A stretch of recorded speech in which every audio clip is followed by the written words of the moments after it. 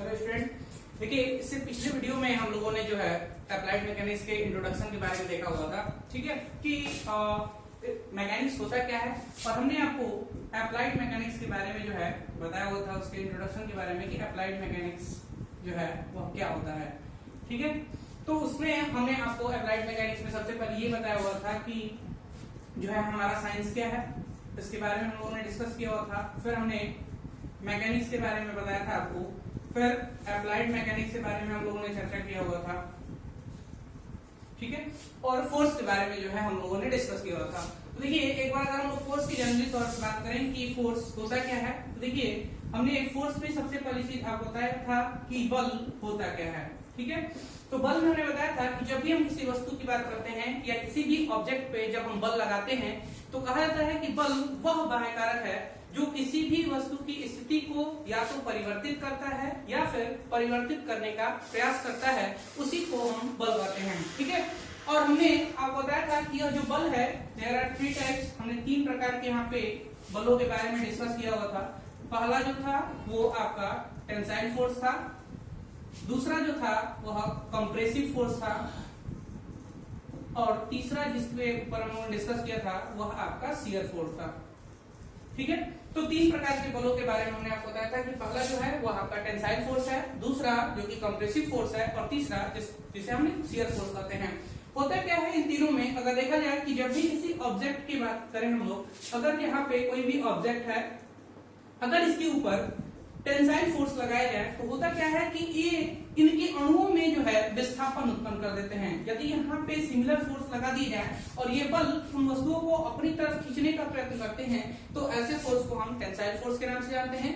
जब किसी ऑब्जेक्ट के ऊपर जो फोर्स हमारा लग रहा हो और वह बल इन वस्तु के ऊपर इनके अणुओं को अगर कंप्रेस करने का प्रयत्न करते हैं या फिर दबाने का प्रयत्न करते हैं तो ऐसे फोर्स को हम कंप्रेसिव फोर्स कहते हैं। और तीसरा जब हम शियर फोर्स की बात करें कि जब भी किसी ऑब्जेक्ट को इसके निचले सरफेस को अगर हम फिक्स कर देते हैं और इसके ऊपर कोई टेंजेंशियल फोर्स कार्य करे तो उस स्थिति में होता क्या है कि यह अपने सरफेस को छोड़ करके इनके बीच किसी एंगल का निर्माण करते हैं। तो इसके कारण जो बल, जिसके कारण इस वस्तु में जो डिफॉर्मेशन उत्पन्न होता है, ऐसे बल को हम शियर फोर्स के नाम से जानते हैं। ठीक है, तो ये 3 प्रकार के जो है बल के बारे में हम लोगों ने देखा।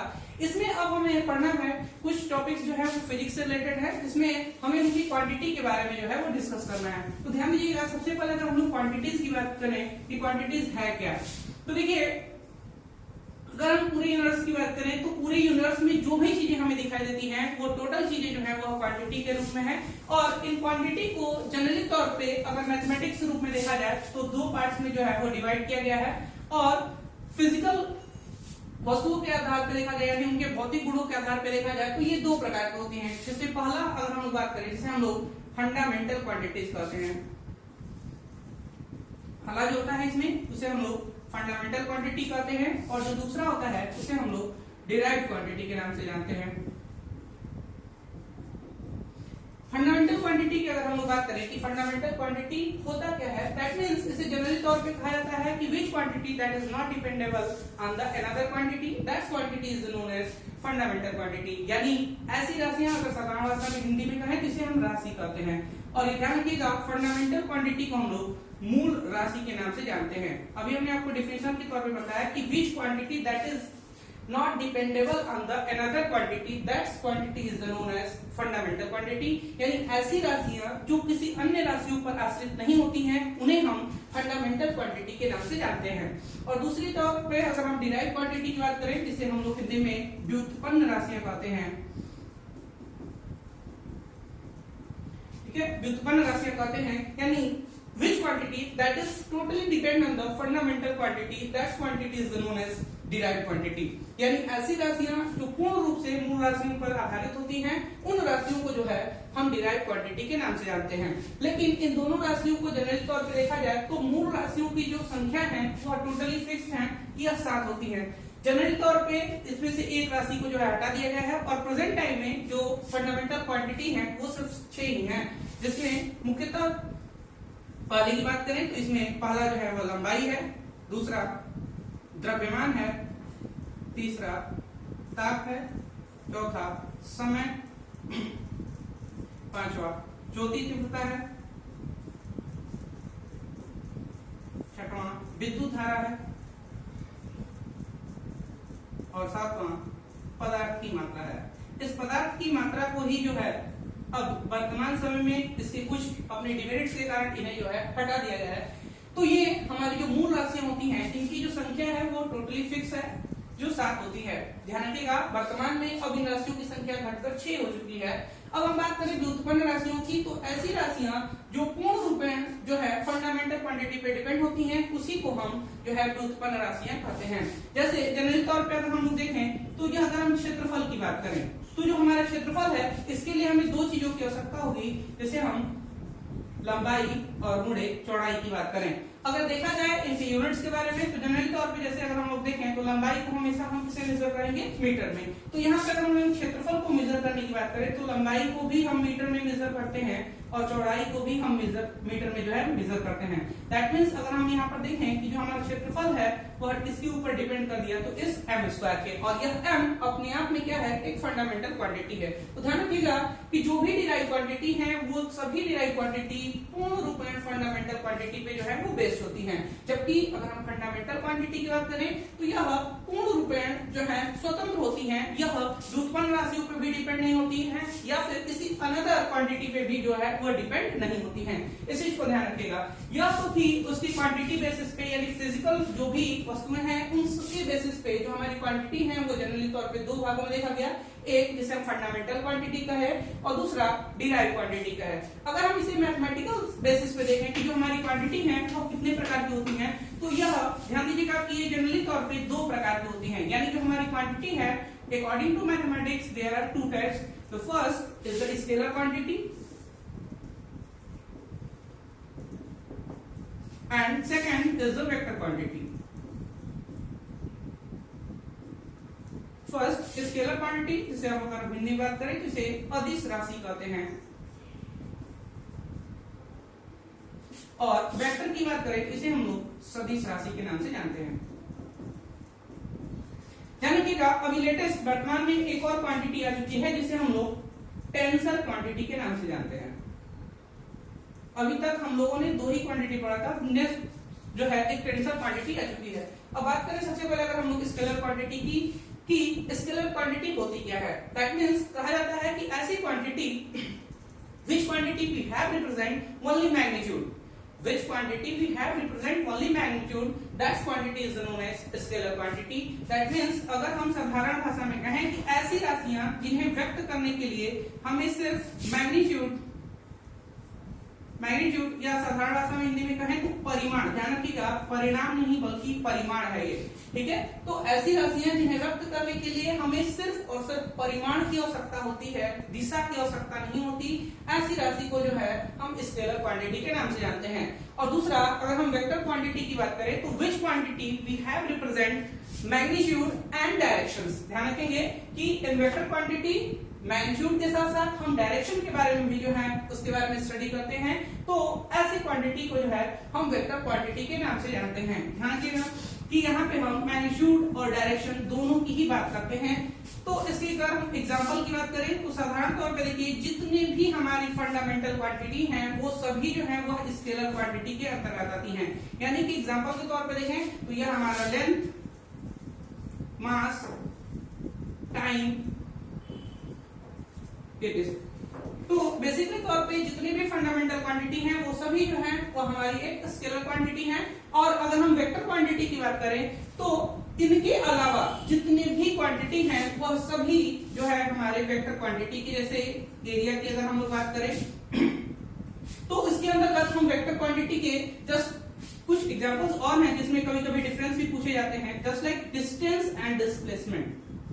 डिस्टेंस एंड द डिस्प्लेसमेंट की अगर हम लोग बात करें तो ध्यान रखिएगा कि जो हमारा डिस्टेंस है यह अपने आप में जो है एक स्केलर क्वांटिटी है, और जब हम डिस्प्लेसमेंट की बात करते हैं तो यह एक वेक्टर क्वांटिटी है। बिकॉज डिस्टेंस में कभी भी हम दिशा की आवश्यकता नहीं होती है, जबकि डिस्प्लेसमेंट में हमें इसके मैग्नीट्यूड के साथ साथ डायरेक्शन की भी आवश्यकता होती है।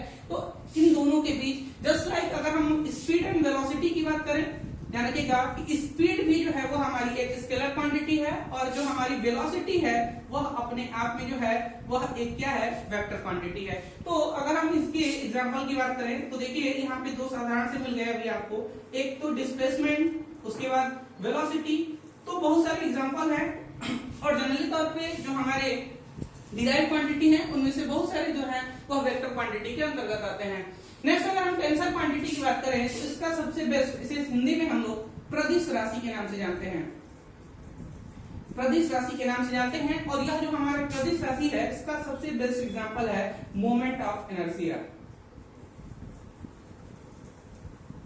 ध्यान रखिएगा जिसे हम लोग जड़त्व आघूर्ण के नाम से जानते हैं, बिकॉज इसे हम लोग फिजिक्स में मास के बेसिस पे भी डिफाइन कर सकते हैं और एरिया के बेसिस पे भी डिफाइन कर सकते हैं। तो यह हमारी जो है वो टेंसर क्वांटिटी है। तो आपने देखा कि जो हमारी क्वांटिटी है ये जनरल तौर पे तीन टाइप से हम लोगों ने बेसिक तौर पे दो ही पढ़े हैं, एक स्केलर क्वांटिटी और दूसरा वेक्टर क्वांटिटी, और एक तीसरा जो कि टेंसर क्वांटिटी आया हुआ है। जब अगर हम स्केलर क्वांटिटी की बात करें तो अभी हम लोगों ने देखा कि स्केलर क्वांटिटी यानी which quantity we have represent magnitude and directions, that quantity is scalar quantity. And अगर हम वेक्टर क्वांटिटी की बात करें, which quantity we have represent magnitude and the direction, that quantity is the vector quantity.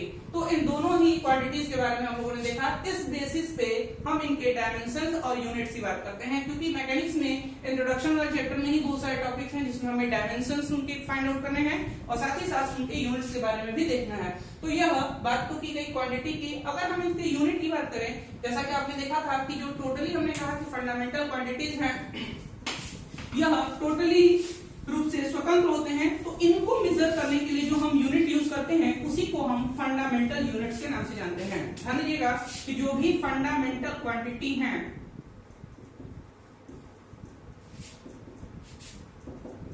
इनको major करने के लिए जो हम यूनिट यूज करते हैं उसी को हम फंडामेंटल यूनिट के नाम से जानते हैं। जैसे कि अगर हम लोग बात करें लेंथ की, तो लंबाई को मेजर करने के लिए हम जो भी यूनिट यूज करते हैं तो वह मीटर में होता है। दूसरा अगर हम बात करें समय की, तो समय के लिए हम सेकंड में मेजर करते हैं। थर्ड अगर हम द्रव्यमान की बात करें तो द्रव्यमान में हम इसे केजी में मेजर करते हैं। अगर हम ताप की बात करें इसे हम केल्विन में मेजर करते हैं। पांचवा अगर हम ज्योति तीव्रता की बात करें तो इसे हम कैंडिला में मेजर करते हैं। विद्युत धारा की बात करें तो इसे हम एम्पियर में मेजर करते हैं। और नेक्स्ट अगर हम पदार्थ की मात्रा की बात करें तो इसे हम लोग मोल में मेजर करते हैं। और इनको व्यक्त करने के लिए हम एक सिंबल यूज करते हैं, ठीक है, उसी को हम इनके डायमेंशंस के रूप में, तो ध्यान रखिएगा डायमेंशंस को कभी भी हम बड़े ब्रैकेट के अंदर जो है रखते हैं। और लेंथ को मेजर करने के लिए हम इसे हमेशा कैपिटल एल से, टाइम को मेजर के लिए टी से और द्रव्यमान को हम एम से। तो ये जनरली तीन ही आप याद रखें कि एल, एम और टी से जो है हम लोग यूज करते हैं। या फिर अगर हम टेम्परेचर की बात करें तो इसे हम लोग थीटा से रिप्रेजेंट करते हैं। कैंडिला को के से लिखा जाता है या फिर सीडी भी लिखा गया होता है। विद्युत धारा की बात करें तो इसे हम एम्पियर से लिखते हैं। और पदार्थ की मात्रा के लिए यह कोई भी अभी साइन नहीं दिया गया है, क्योंकि ये डायरेक्ट मोल के रूप में ही जो है वो लिखा गया होता है। तो यह फंडामेंटल क्वांटिटी है और उनके फंडामेंटल यूनिट है, क्योंकि ऐसे यूनिट जो फंडामेंटल क्वांटिटी को मेजर करने के लिए यूज किए जाते हैं उन्हीं को हम फंडामेंटल यूनिट्स के नाम से जानते हैं। और इनके लिए जो भी डायमेंशंस रूप में यूज करते हैं जिसे हम बीमा करते हैं, तो बड़े ब्रैकेट के रूप में हम इनके सभी लेटर को कैपिटल लेटर में जिसके रूप में हम देखते हैं उसे कैपिटल लेटर में जो है वो लिखते हैं। ये एल, एम, टी जो भी है दिए गए हैं वो करते हैं। ठीक है, थैंक यू।